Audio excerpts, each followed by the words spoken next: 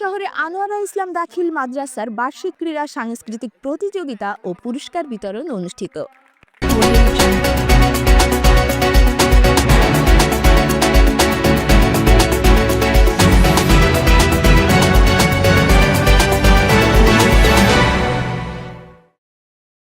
Report Mohammad Ariful Islam.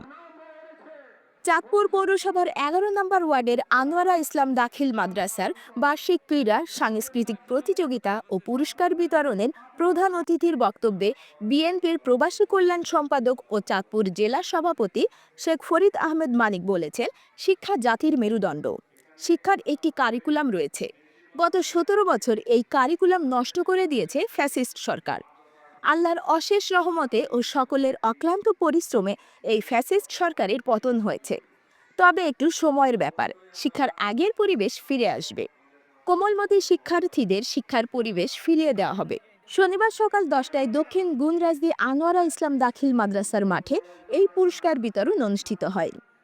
মাদ্রাসা super আলহাজ মোহাম্মদ জিয়াউদ্দিন খন্দকারের সভাপতিত্বে বিশেষ অতিথির বক্তব্য রাখেন জেলা বিএনপির সাধারণ সম্পাদক অ্যাডভোকেট সলিমুল্লাহ সেলিম, সহ সভাপতি জসিমউদ্দিন খান বাবুল, চাঁদপুর পৌর বিএনপির আহ্বায়ক আক্তার হোসেন মাঝি, সদস্য সচিব অ্যাডভোকেট মোহাম্মদ হারুনুর রশিদ, সদর উপজেলা বিএনপির আহ্বায়ক শাহজালাল মিশন, আনোয়ারা ইসলাম সমাজকল্যাণ ট্রাস্টের সভাপতি মোহাম্মদ আসাদুজ্জামান সুজন।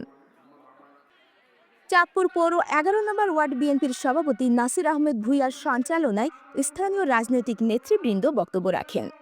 অনুষ্ঠানে আনোয়ারা ইসলাম দাখিল মাদ্রাসার সহকারী সুপার মোহাম্মদ ওসমান গনি পাটোয়ারি সহ শিক্ষক মণ্ডলী, শিক্ষার্থী, অভিভাবক ও এলাকাবাসী উপস্থিত ছিলেন।